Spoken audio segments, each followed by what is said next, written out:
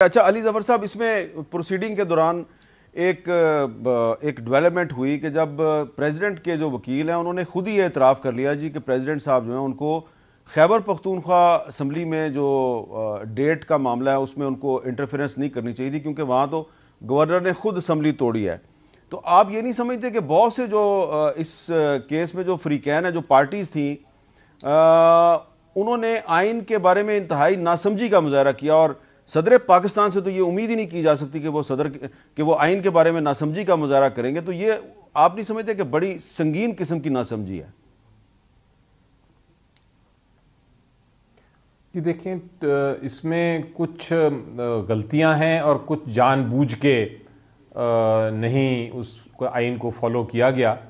जिस तरह प्रेसिडेंट साहब ने ख़त में भी लिखा गवर्नर को भी और इलेक्शन कमीशन को भी, उन्होंने कहा यहाँ हो रहा है पहले आप और पहले आप करते हुए जो आइन है उसको तोड़ा जा रहा है। और हो भी यही रहा था कि केपीके के गवर्नर साहब कह रहे थे कि मैंने हालांकि डिज़ोल्व की है असेंबली, लेकिन मैं इसकी तारीख नहीं दे सकता।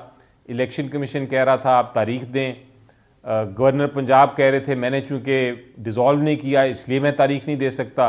इलेक्शन कमीशन उनको भी कह रहा था कि आप तारीख दें। जब हाई कोर्ट अदालत में फ़ैसला किया, वो हाई कोर्ट कह रहा था कि आप इलेक्शन कमीशन आप जाके गवर्नर को कंसल्ट करें और आप डेट दें इमीडिएटली, लेकिन वो बात भी नहीं मानी जा रही थी। पेशावर हाई कोर्ट में भी डिले हो रहा था, वहाँ भी पिटिशन फाइल की हुई थी, लेकिन वो एक नॉर्मल कार्रवाई की तरह चल रहा था। उसकी अर्जेंसी जो थी केस की वो नहीं समझी जा रही थी। तो ये सारी चीज़ें देखते हुए मेरा ख्याल है प्रेसिडेंट साहब ने फाइनली ये कहा कि जो सेक्शन 57 के तहत मुझे पंजाब का तो इख्तियार है, लेकिन उनसे शायद ये गलती हो गई कि उन्होंने केपीके की असेंबली का भी इख्तियार अपना लिया। सेक्शन 57 उनको इजाज़त देता है कि जहाँ गवर्नर ने डिज़ोल्व नहीं की वहाँ तो वो शायद कर सकते हैं अनाउंस डेट, लेकिन जहाँ गवर्नर ने खुद डिज़ोल्व कर ली एडवाइस के ऊपर तो वहाँ उनके पास ये इख्तियार नहीं रहता। लेकिन बहरहाल उन्होंने उधर भी ऑर्डर फरमा दिया। आज उनके वकील को जब ये कन्फ्रंट किया गया तो उन्होंने ये इतराफ़ किया कि हाँ ये गलती थी।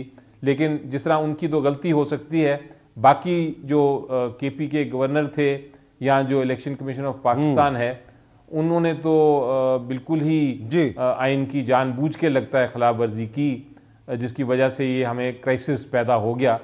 लेकिन अब जो खुशाइन बात यह है, और इसको मैं हमेशा कहता हूँ कि एक पॉजिटिव साइड भी देखनी चाहिए, कि आप देखें बार बार हमारी पॉलिटिकल पार्टीज़, हमारी हुकूमतें आइन की खिलाफ वर्जी कर रही हैं जानबूझ के या गलती से, लेकिन अल्टीमेटली सुप्रीम कोर्ट बार बार आके रास्ता दुरुस्त कर रहा है और आइन के मुताबिक फ़ैसला करने के बाद एक प्रोसेस आगे चला जाता है। जिस तरह आपको एग्जांपल मैं देता हूँ कि वो डिफेक्शन का केस था, आपको पता है कितना क्राइसिस रहा है पाकिस्तान की तारीख में जब वो डिफेक्शन होती थी, लोग छांगा मांगा में जाके पैसे के ज़रिए वोट्स ख़रीद लेते थे।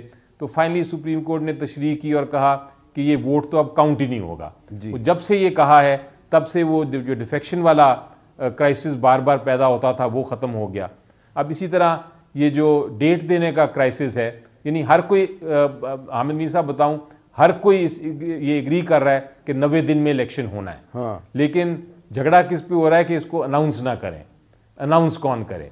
और अगर आप 10 साल तक कोई अनाउंस ना करे तो 10 साल तक इलेक्शन ना हो। लेकिन ये भी तो साफ नजर आ रहा है ना कि कौन गरीब बात है। और ये हम ये भी तो साफ नजर आ रहा है कि कोई इलेक्शन से भागने की कोशिश कर रहा है, कोई इलेक्शन को डिले करवाने की कोशिश कर रहा है, कोई चाह रहा है जल्दी इलेक्शन हो जाए, कोई कह रहा है इलेक्शन टाइम पे हो।